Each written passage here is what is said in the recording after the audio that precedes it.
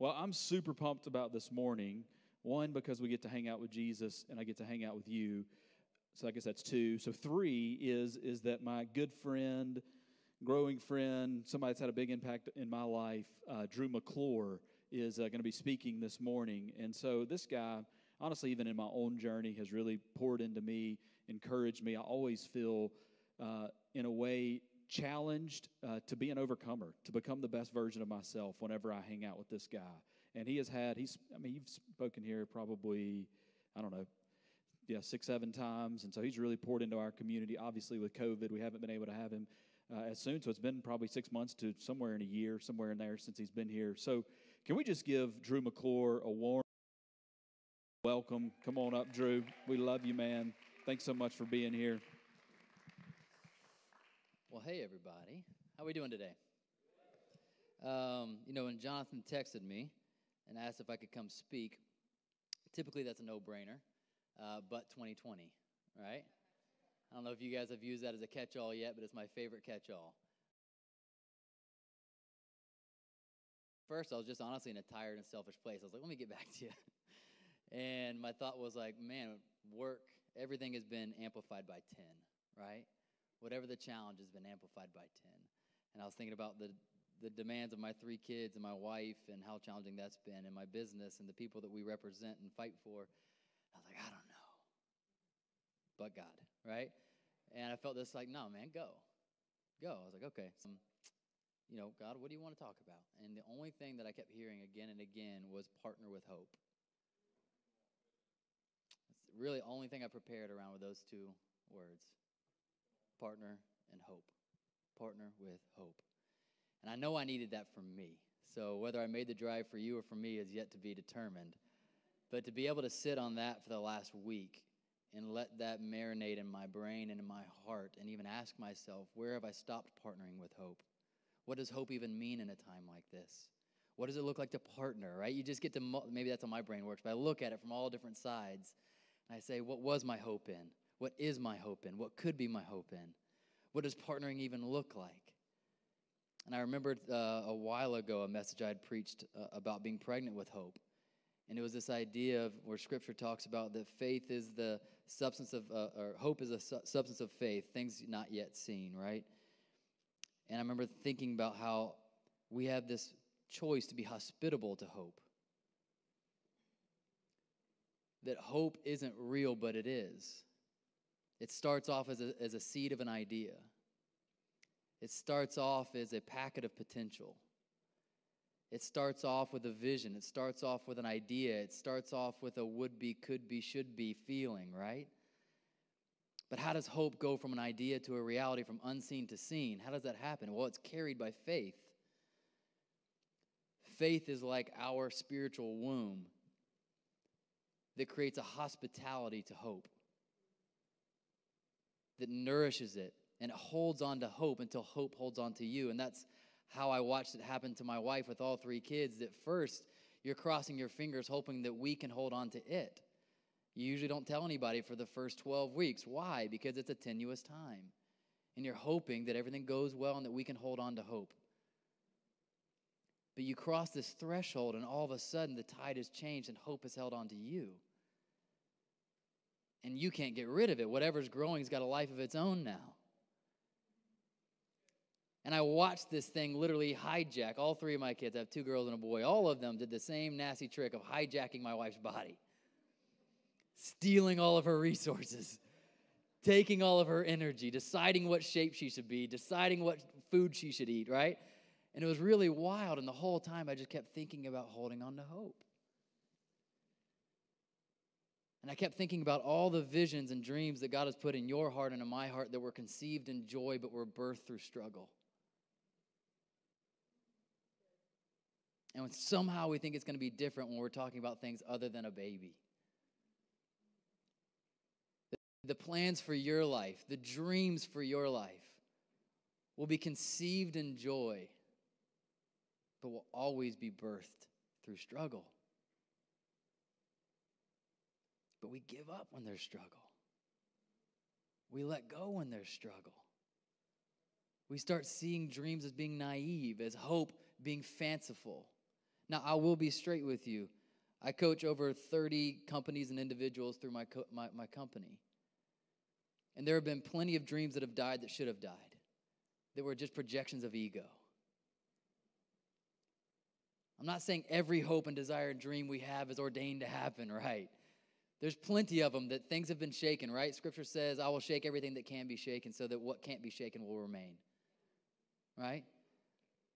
So there's things that have been shaken. There's things that have fallen away, that maybe it was okay that it fell away. It was a false sense of identity, a false sense of necessity. We make assumptions all the time of what we need and must have. And then things go away and we realize, oh, I guess I didn't really need that, right?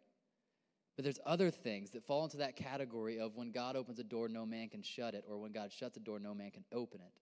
I'll never forget about 5 years ago, my now business partner and best friend in the world was going through a really hard time in his career. And he had felt like for almost all of his 20s, he could not find the path that felt like his purpose, that felt like somewhere he was invigorated by what he did, but also able to contribute in the ways he felt like he was to contribute. And in the midst of this season, he met somebody that felt like chance and then later felt like reason, right? He met somebody that represented in a single night who he wanted to be and where he wanted to go. And if you've ever been in that place of asking those tough questions and then you have this chance encounter, it felt like, wow, right? We've talked about this before. Before every miracle, there's an anti-miracle, right? Before every answer, there's a question. And so this night happened, and he was like, oh, my God, my whole path is finally opening up, the thing I've been praying about. And he starts pursuing this road. The guy even offered to apprentice him and start to teach him what he does. And through circumstances not of his own, it got shut down and taken away. And it got taken away by his employer. And you'd have to know the circumstances, but just know this. Outside of his control, it felt like the thing that was his got taken away and he had no say over it. This opportunity's gone. And I remember we were talking one night and he was crying. And I felt his pain because I knew what that felt like. And I looked at him and I said, hey, man, here's my only thought for you. Is if this person and this opportunity is truly critical to your actual God-given purpose, then it will come back around. If it wasn't critical, if we just assumed it was, then it won't matter anyways, and we can just move on. And 3 years later, the opportunity came back around, and he realized, hey, man, if it's really critical to my purpose, it's never really dead. So the first thing I want us to talk about is where are those things that are truer than true, that are deeper than deep, that aren't just projections of my ego or of my comfort zone, but feel like are real promises, a real hope that I'm supposed to continue to hope, to continue to host. And what would it look like even now, starting now, not tomorrow? What would it look like now to start partnering again with hope? To see it as something that's not just wishes, but like I said, like a packet of potential, that if we were to nurture it, if we were to hold on to it, would start to grow a heartbeat of its own, would start to grow a mind of its own, would start to grow a life of its own until it takes a hold of us. And it's a truly symbiotic relationship. Now, one of my mentors has been a CEO of multiple Fortune 500 companies. His track record is unbelievable, but what's even more unique about him is the way in which he stepped into those companies as CEO. He was known as what they call a turnaround CEO. So imagine not just having the challenge of leading a company, but every company you get the opportunity to lead is one that is struggling, on the verge of falling apart. Even when he got his first executive officer at GE, he had the way he got it as a CEO of GE was by he had to take over the least or the worst performing branch of all of GE Global in order to prove to Jack Welch that he could be a CEO. The thing was losing $100 million a year. And that year he won Turnaround CEO of the Year by making it profitable, right? And then he did that everywhere he went. Phillips Medical, everywhere he went, he took a struggling company. He literally walked into the scenario that was 2020 every time. That was like, he's like, that was my job, was to walk into worst case scenarios and find hope. And what was interesting is he's the first person that ever told me that hope is a strategy. First person who had ever told me that. Every business conference I had been to, every leader I saw talking online, you would even use the exact phrase, hope is not a strategy, y'all. They would poke at it, they would play with it, and they would make it sound silly. Hope's not a strategy, plan is a strategy. And he was the first person with the background he had, with the level of success he had, that said, I directly disagree with you. Hope is a real strategy. He said it's the sledgehammer that breaks down the walls in front of you. To him, hope is the sledgehammer that breaks down the walls that's in front of you. So he said when he would walk into an executive team, the first people he would release were those who had lost hope. He would walk in and he would do an immediate estimation of who's on my team. Who are the people leading this whole place? And he wouldn't tell them what he was looking for, but he was looking for those that still had hope and those that had lost hope. If they had hope, they got to stay no matter what their numbers were. If they didn't have hope, they had to go because they weren't going to be a part of the solution. And then he would rebuild from the ground up a team of people that actually believed the impossible could be done. Because, here's why. Because hope births the strategy. When we're looking at something as being challenging yet overcomable, we come up with solutions. If we look at something as impossible that's going to kill us, we look for ways out. Now, I know I'm talking to you from a business context. You have to forgive me because that's been the context I've been in for the last 3 years. But I don't see this as any different from your everyday life. From the challenges you're in, whether it's with kids, with family, with relationships, with your business, with your passions, with circumstances. Hope is the thing that actually helps you think clearly. It actually helps you see creatively and helps you find a way. Hope is supposed to lead to real, direct, concrete action. It is not meant to stay on the couch and in the head. It's meant to go from the head to the heart, to the plan, to the day, and the activity. But when we lose hope, we knock over a whole nother thing of dominoes. When we start going through the motions without the hope of good to come, and that's all hope is. Hope is the confident expectation of coming good. By the way, that's the biblical definition of hope. Hope is the confident expectation of coming good. You don't even have to know what good's going to look like. You don't have to know when good's coming. You don't have to be sure that you know with granular pixelation exactly what good even is. You just have to know it's coming. That, as another mentor of mine once said, if it's not good yet, God's not done. That if we have to just start there. If we're not even sure what good looks like, can we at least agree if it's not good yet, God's not done? And that what do I have hope in? Should I have hope that my business is going to succeed? I don't know. We should at least have hope that I have a confident expectation of coming good. I want to share with you two things that I consider foxhole mistakes, because I've seen, even at the beginning of COVID, one of the ways that we tried to give back with my company was offering free foxhole coaching sessions, is what we called them. And literally, we just started offering only through word of mouth because it felt like anyone and everyone was online trying to offer something. And so we just went to our actual clients and contacts and said, if you have a friend who's a business owner that's struggling, I want you to pass them my direct number, and I will give them for at least 3 months, maybe beyond, free coaching. We're calling it foxhole coaching. I don't have money right now like the rest of you, but I have my time. So I'll jump in whatever foxhole you're in. And that's what we did. We jumped in foxholes again and again and again with people that were not sure if they could pay their employees' wages or keep their mortgage and all that kind of stuff. And by the way, those are really hard spaces even for you as a coach to keep your hope sometimes. But I realized there was two mistakes we can make in foxholes.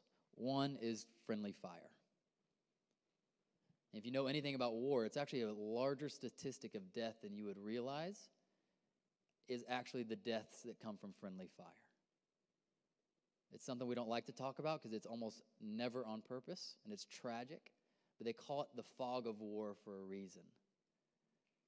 That when chaos ensues and challenge gets really disruptive in our life, it's actually really challenging to see who is for us and who is against us.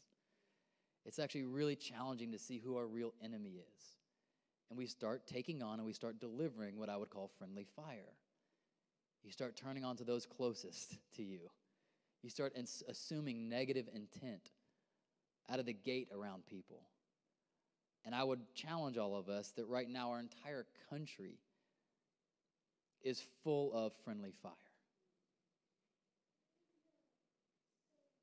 The greatest missed opportunity of 2020 was coming together. And instead, we've justified falling apart. And I see it at the micro level in the family units, how I can take it out on my kids, how I can take the pressure out of my wife, how we can start to judge our neighbor, how I can start to judge my aunt on Facebook. How it's just like all of a sudden, the actual war gets so overwhelming that you don't even realize you've turned around and started firing on the wrong people. And often, this is one of the first things we would do with businesses is say, your team is not your problem. Your team is your solution. Your people are not your burden. They're your blessing. Like, this is who you got. I had two people, a husband and wife, that I was doing free coaching for and still am, actually. That their business was about to fall apart. They were 3 months late on their mortgage, and they were in deep debt. And the husband didn't know the last two until a creditor showed up at their door saying they had like one more week until he was taking their house. And they're on with me on a business coaching call, weeping.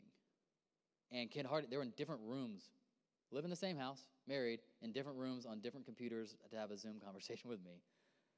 He looked like Quasimodo. He'd also just found out he had COVID, so his hair was all disheveled. He was like in a dark lit room, and he was pissed. Pissed that he didn't feel good, mad that his wife lied to him. She was looking ashamed and scared that the only reason she had lied to him was because she didn't know if he could take it emotionally, and they were both trying to hold on. And we're all of a sudden having this conversation. He's saying, I don't know if we can make this through this. I'm like, you talking about the business? He said, no, me and her. And we had a very frank conversation that day about a lot of things. And one of them is who's on your team and who's not. And I said, you two have issues. So do me and my wife. Everyone's got issues. The bigger issue, though, right now is not the two of you. The bigger issue are the circumstances you're facing. You two are on a life raft together and you're fighting.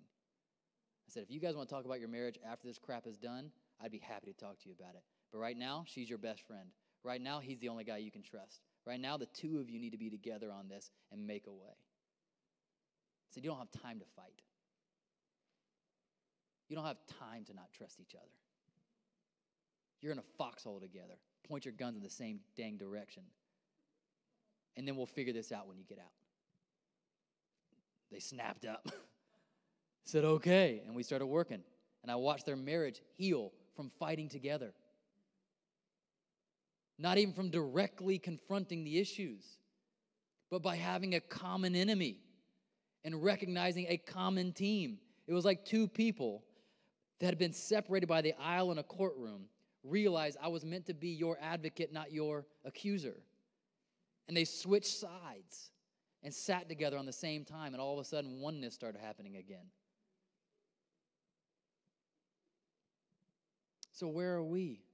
Where are you in the foxhole? Where has the enemy confused you, clouded your judgment, and have you firing on people that were meant to be your help, your resource, your team? I mean, think about the garden. The first time we tasted of sin, what happened? The only two human beings that existed isolated themselves from each other. It wasn't like they had friends to go hang out with. And the same tactics are being used today that were used then, which is fear, shame, and blame. What's running rampant in our hearts, our minds, our families, our businesses, our communities? Fear, shame, and blame. You'll know a tree by its fruit. So why are we partnering with fear, shame, and blame? We've lost hope. Second mistake that we make in the foxhole. One, like I said, is friendly fire. Two is isolation. This is the most scary of all. Is that all of a sudden a foxhole that was just meant to be a bunker for you to fight behind ends up becoming a pit of despair that you've dug for yourself. This foxhole is just meant to be a barricade for you to catch a breather, to reload your gun, and to keep fighting. All of a sudden starts turning into a pit of despair that you slowly crawl into and never get out of. And it happens the easiest, the fastest, and the most deadly through isolation.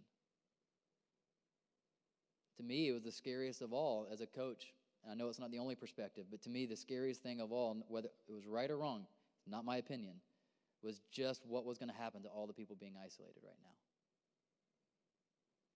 One of my 30 clients took his life 10 days ago.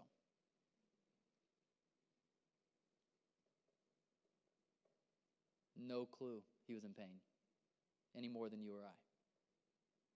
That's the thing about isolation. It doesn't require you to be alone.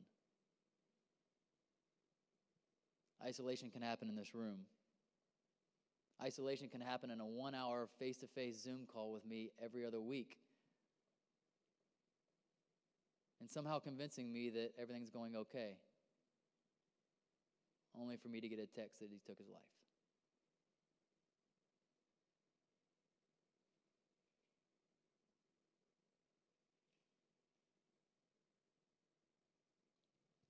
So for you, maybe it's that serious, or maybe it's on some spectrum of isolation and the pain that it causes us. Where are you isolating? Even if you're around people. We can isolate by not giving an honest answer of how are we doing when our wife asks or our friend asks. We can isolate by not showing up truly wholehearted into whatever we're doing with the day or in the work. We can isolate by reducing our purpose to be me, I, and myself, and no longer giving ourselves to something bigger than our lives. No, pain is 100% real. Suffering to a large degree is of our own choosing. Pain cannot be avoided in life. But suffering is the preoccupation with our pain. It's the loss of a purpose bigger than ourselves. That we slip into this cycle of isolation where we think it's going to help, but it makes everything worse.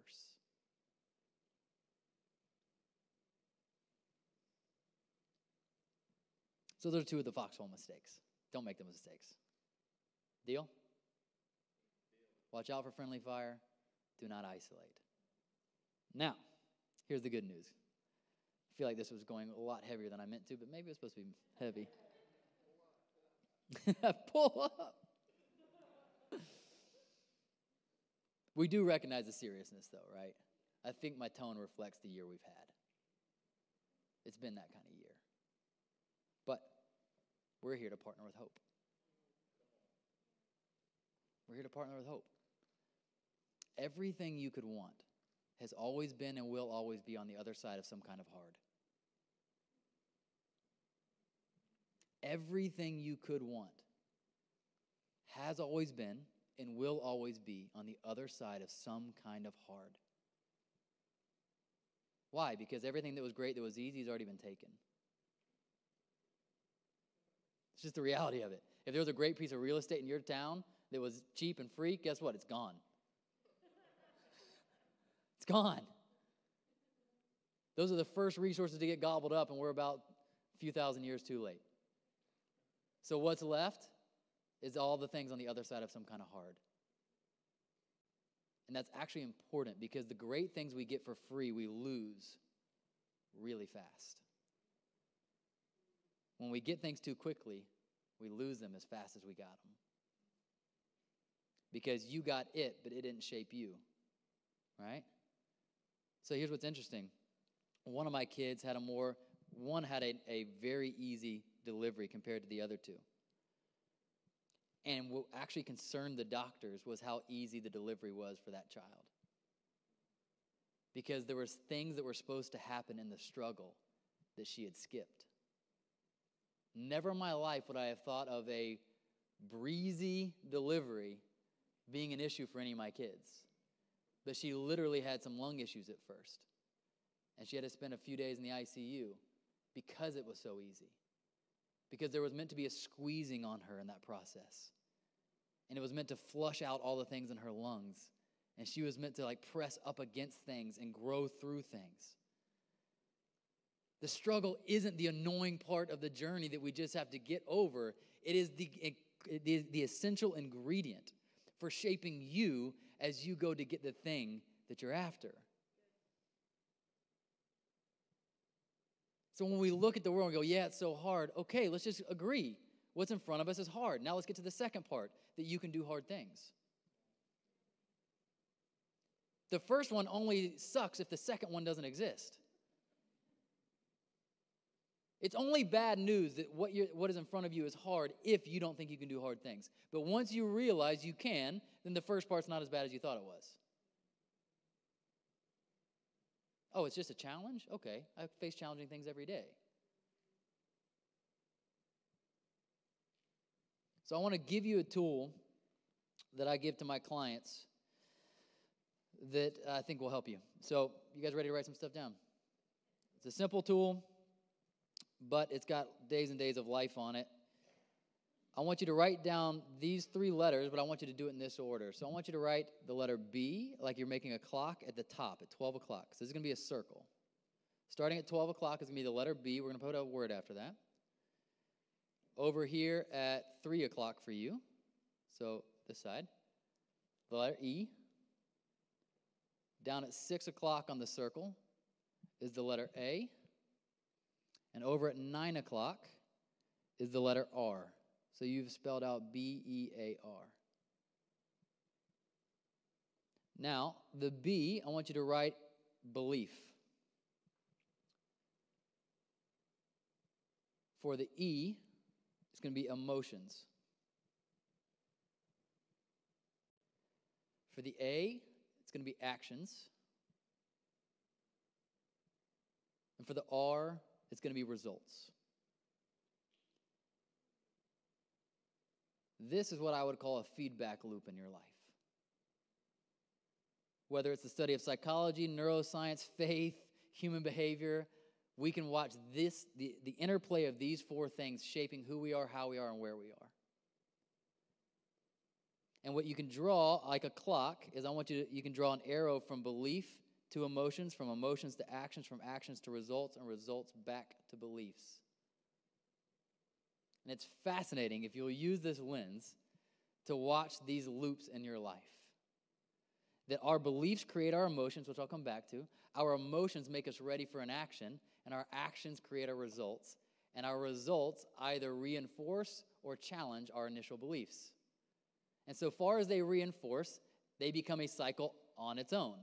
It starts going faster and faster. It stops being conscious and starts being subconscious. And it starts to be just the reality you live in. I'll give you a really easy example. At one point, you weren't sure if you could ride a bike. And this cycle was slow, and it was tenuous, and it changed day to day based on how you did. At some point, you learned how you could ride a bike, and you had a very simple belief that was, I can ride a bike. And so, instead of experiencing anxiety when you saw the bike in the hill, you had maybe excitement, joy, whatever. That was the emotion that belief, I can ride a bike, produced in you. What action did that produce? You getting on the bike and riding it. What result did that produce? Riding the bike, having fun, and not falling over. What did that reinforce? I can ride the bike. So that has been a wheel, a feedback loop in your life for 20-something years. So now, at the very subconscious level, you walk up to a bike, if it's the opportunity, you go, oh yes, it's my wife's favorite thing to do on vacation. Especially if we're like at a beach. She wants to rent a bike and go ride bikes somewhere. And you just have this immediate feeling of like, emotionally this is great. I have no questions on whether I can do this. And every time you do it, it reinforces the initial belief in your head that says I can ride a bike. Now, we have those in every successful area of our life. All the areas that we feel confident in, that we feel we're up for the challenge. That same cycle has a way of being a doom loop for us. It has a way of being a cycle of self-sabotage, a cycle of despair, a cycle of failure. And it feels out of our control.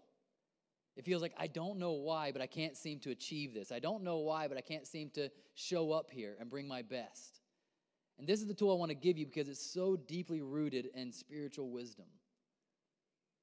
That our beliefs create our emotions. Let's just start there. Why does the scripture spend so much time talking about the importance of your mind? Why does scripture talk so much about the difference in lies and truth and the effect that it would have on your life? Why does it make such a bold claim that you would know the truth and the truth would set you free? You're like, hold on, bud. I'm talking about prison bars here and you're talking about ideas? Yeah, I tell you, you will know the truth and the truth shall set you free. Why does it also go as far as to say that if you renew your mind, you transform your life? That's a bold claim. You don't understand the complexities of my life. There's a lot of issues. There's a lot of real problems. There's a lot of challenges. It cannot be that simple. Here I tell you, renew your mind and you'll transform your life. I thought that was New Age psychology babble. No, that's old school Christian babble. Why was it so important that David said, I would meditate on your word day and night? Why did all the other traditions borrow from us the word meditation, not the other way around? Well, because now we know, even in neuroscience, that whatever you think always has a physiological response. There is no such thing as a neutral thought, because you weren't designed that way. You were designed to be a belief-driven being in the world. You were designed to be integrated and interconnected. One interesting thing that John Ortberg, a pastor out west, he wrote a book called Soul Keeping, which I would recommend to all of you guys. It's an unbelievable book, Soul Keeping. One of the ways that he describes sin is disintegration. It's an interesting way of thinking about sin. That sin is anywhere in our life that we are disintegrated, where things are out of alignment, where things are working against themselves when they should be working with each other, right? So this disintegration of us was never meant to be this way. We were meant to have the truth, meaning our perception, as we're perceiving the world, was meant to be coming in a lens of truth and love that our brain would receive as a belief. Here's what's happening, and it would immediately go to work by producing the emotional state that was supposed to come with that thought. Why? Because emotional states produce behaviors. Are you guys following this? When you feel full of hope and passion and belief, are you more or less likely to take the action in alignment with that hope? More likely. But when you show up to a goal or a dream and you feel defeated, tired, discouraged, and skeptical, are you likely or less likely to take the action needed for that goal? Less likely. Why? Because that thought produced the emotion that would produce the action that would get you the result that's all integrated together. This is actually a gift. We just have to harness it. God gave us a gift, which is a seamless domino effect of these four things in our life. That our thoughts, our emotions, our actions, and the results of our lives were all meant to work together almost at the blink of an eye. So where do we start? We start with the mind. We start with beliefs. What I believe, I feel. What I feel, I do. What I do, I get. So back to this, back to partnering with hope, you have to then ask myself, where is my focus?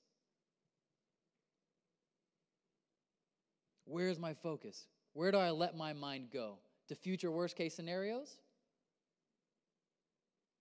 To conspiracy theories about me, myself, my neighbor? Where does my mind go? Because everywhere my mind goes, it produces a chemical cocktail that we call emotions. And so if I want to shift any area of my life, this is one of the PowerPoints, is in our mind. That we would know the truth, and the truth would start a process of freedom in our life. That we would renew our mind from unhelpful or untrue things, and instead find helpful and true things to believe and to focus on, and it starts this process, this engine of change in our life. Here's what's beautiful, though.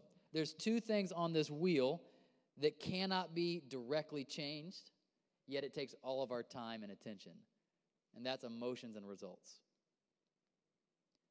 So if you think about beliefs, emotions, actions, results, guys, there are two things on that process that we want desperately to change, but we cannot do that directly.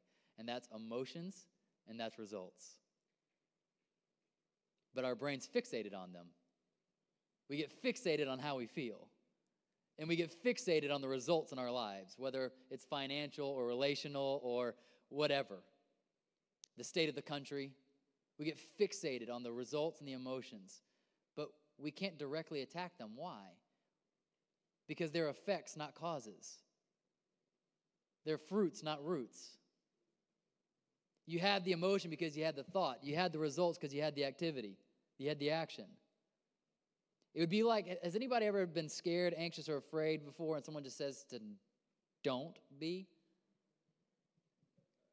I would like to find like one time that was helpful. Just one, if we're going to keep doing that. But if you're in an active state, now it's one thing if you're thinking about that state, reflecting on that state. But if you're in an active state of fear or anxiety or depression or whatever, and someone says, don't, it's never helpful. Why? Well, it would be as silly as watching a friend take 5 shots straight of tequila and then saying, don't be drunk. You're like, yeah, I don't like, they're like, I don't want to be drunk. Yeah, so don't. How? Right? Well, why is that the same thing? Well, because I said earlier that your brain produces chemical cocktails. Your emotional state is actually the result of a chemical reaction going on in your body. So when someone's scared and you tell them not to be scared, you're telling someone not to be drunk. Here's the good news, though, because that sounds, people always get discouraged. Like, oh, man, is that going to be my whole day then? No, it only has to be 2 minutes. Why 2 minutes? Well, your liver and your kidneys or whatever else are involved with your body, I'm way outside my depth at this point, but whatever processes the alcohol, that thing, we know takes several hours, right, for that alcohol to get through your system and no longer be hijacking your senses. The good news about the chemical cocktail that we call your emotions, they only have a 2-minute shelf life. So I may not be able to tell you stop being anxious right now, but I can hijack this cycle, and 2 minutes later, you be in a completely different emotional state. The first thing you have to do is stop drinking what got you here. That's the first thing. Again, we go back to mind. What do I have to do to stop being drunk on fear? I have to stop drinking the drink that made me drunk on fear. So that's the first thing. Can you pry your mind away from whatever you were just fixating on that made you afraid? Most people don't even know what they're thinking. I realize I'm a little bit weird and that I'm always paying attention to my thought life. I found out an article that blew my mind, like literally blew my perception of reality like 6 months ago, that not everybody hears their own voice in their head. Are there any of you weirdos in this room? That you don't think in a voice? Expose yourself now because we need you to mask up and get out of here. That freaked me out. Did it freak you out? Like in my thought, I was like, how do they think? Like, how do they, you? Oh, you had a look on your face. I was hoping it was you. I want to meet somebody because I want to have lunch with you and I want to know how you process the world, right? But for the rest of us non-weirdos that actually had the voice in our heads, I still realize, I'm joking about being a weirdo, by the way, I still realize that most people actually aren't aware of our thoughts all the time, and that's okay because it would be a crazy experience if you were always trying to monitor your thoughts all day because you have like millions of them. So don't freak out about that. What I like to tell people to do is just pay attention to heightened emotions. Be you, be free, go about your day. Don't overly think about your mindset and all that kind of stuff until it affects you. And just pay attention. When a spike of anxiety or spike of despair or discouragement or whatever, and do what I would call catching a tiger by its tail. You just got bit by the tiger, but it's almost past you, and the emotions are the tail end of that experience. So you catch it, and you pull it back before it's gone, and you say, what did you just tell me? I literally will reverse the clock 15 to 30 seconds and go, what was I just thinking about? Because you already have forgotten what you were just thinking about, but you're left with a bite. And you're left the rest of the day being in a certain mood. And I'll go, oh, no, I was randomly thinking about how, what if my business fails? Well, that took a bite out of me. And so now I have something to work with. I can know that for whatever reason, this is an attack on my mind. So the first thing you do is stop drinking what got you here, right? The second thing you do is the next option on the wheel. If you can't control your emotions and results, what can you control? Your beliefs and your actions.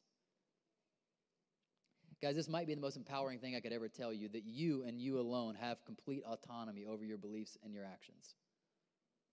You cannot control the world around you, and sometimes you can't even control the world inside of you, especially after you had a few drinks. but you do maintain the word I like to use that's called autonomy. It's what, Dr. Caroline Leaf, that's what it was. It's what Caroline Leaf likes to talk about, the difference between brain and mind. That the brain is the process I'm talking about, but mind is God's given ability to you to stand apart from it, observe what's happening, and make conscious decisions. Does that make sense, the difference between brain and mind? That we're not just creatures of reactivity, that we can actually step back even in the midst of fear and say, what's really happening here? And here's what I want you to know. When you're at this part of the cycle and you're overwhelmed with an emotion, you're not going to think your way out of it. Remember, all I told you was just to be aware of and stop drinking what got you there. But you can't think your way out of it.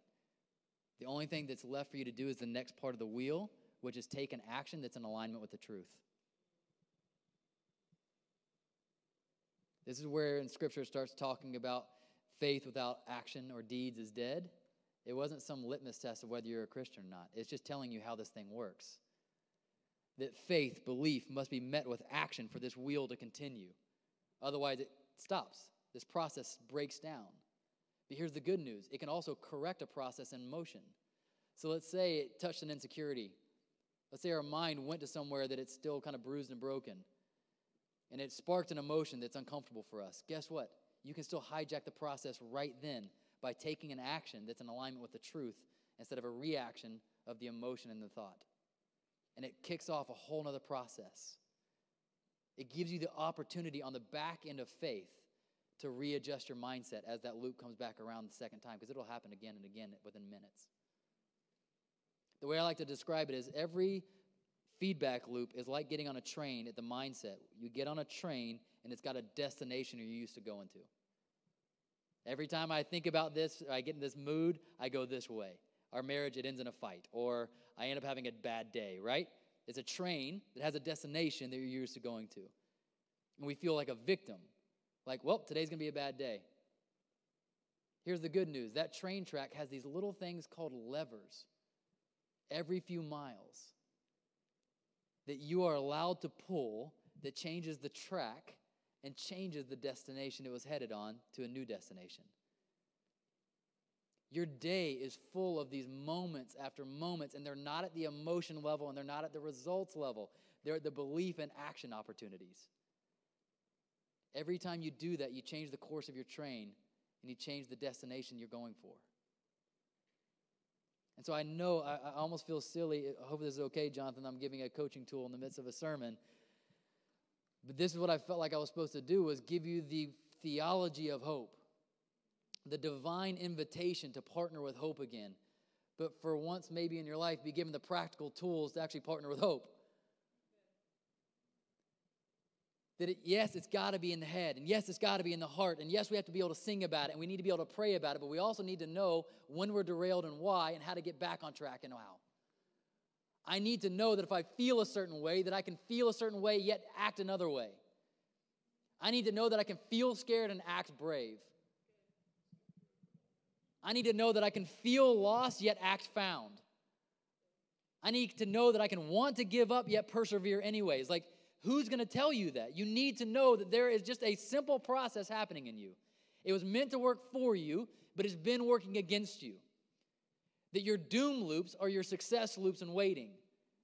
That the process of crappy thinking leading to discouraging emotions, leading to subpar actions, giving you results that you don't like, could be transformed by the renewing of your mind to be a mental garden you like to live in, that puts you in an emotional state that's pleasing to be in, that takes actions that you've been dreaming about taking to get you results that God told you you could get. Same mechanisms, except one was you on autopilot, the other was you on manual. God is inviting us to wake up right now and stop having this process that is so important in your life go from being something that you walk through passively and reactively to something that you walk in with the agency that He has given you and shape it alongside of Him for you, manually. I am still shocked at the amount of things in my life I believe I am helpless in. In psychology, we call it learned helplessness. What learned helplessness means is an area by no accounts that you're actually helpless in, but somewhere along the way you learn that you are helpless there. If you've ever seen a kid like standing on the side of the pool saying, I can't, I can't, I can't, and you're like, you can, you just won't. Those are different words, right? We do that as adults all the time. I can't change this. I can't think differently. Yes, you can. You just don't want to. You definitely can. Think about a purple elephant right now. Got it? Awesome. You know how to use your mind. I was talking to another client about marriage. I don't know how. Well, I do know how because I did this on purpose. I get into a lot of conversations that aren't just about business.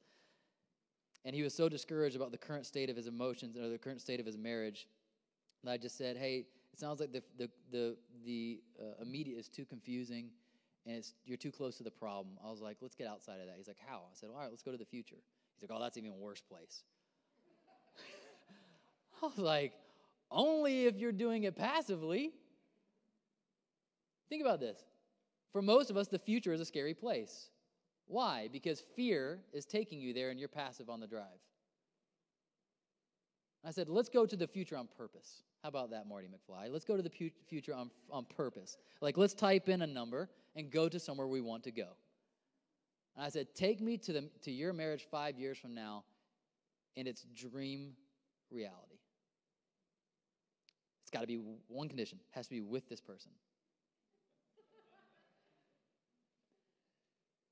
So tell me what that's like. I don't want you to think about the current circumstances. I want you to tell me what's possible for the two of you. Because you know it. You got married for a reason. You know there's some kind of great here. What would that great look like beyond this 5 years from now? And he started describing it to me. He was this way. They were this way. Their friendship was like this. Their intimacy was like this. Their interaction was like this. And all of a sudden, his physiology, literally the way he was sitting, started talking. The way he was thinking started changing. I said, now reverse engineer that. Who were you in that scenario? Don't worry about her. I'm talking to you. Who were you in that scenario? He's like, God, I was so present. It's like, who else were you? I was flirtatious. Who else were you? I was vulnerable. Wow. Could any of those things be done now? Yeah. Hey, we now know the way forward. What else in your life right now do you feel like it's impossible, that maybe you need to time travel with God for a second? Say, let's get out of this current funk. Let's get out of 2020. Let's get out of 2020. Let's go to 2025. Well, let's imagine, what would that scenario be like if I was living my purpose? What would that scenario look like if my marriage was healthy? What would that scenario look like if I was living in a beautiful state emotionally and I was living from the truth? And then ask, who was I in that scenario? What was I like? How did I think?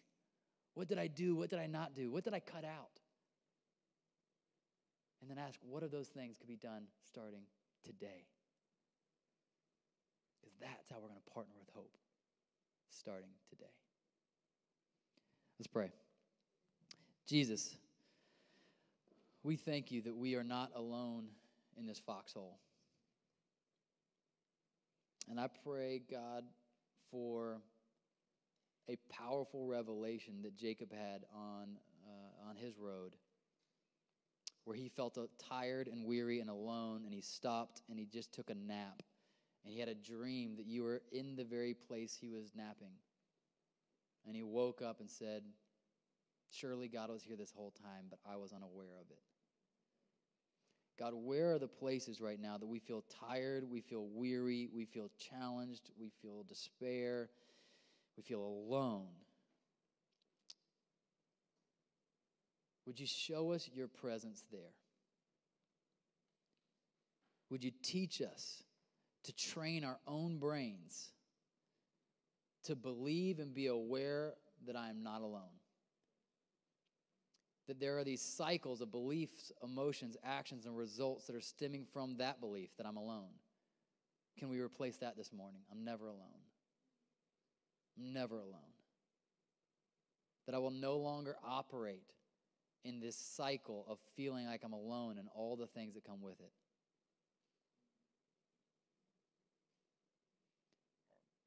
God, where are the parts that we've given up belief in hope?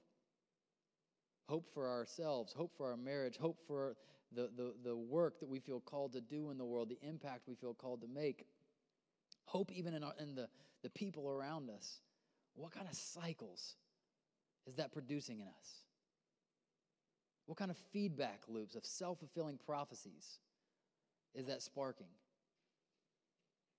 God, would you highlight right now as we spend some time in reflection and even worship, God, would you just start to highlight where our mind needs to partner again with truth, needs to hold on to hope until hope starts to hold on to us.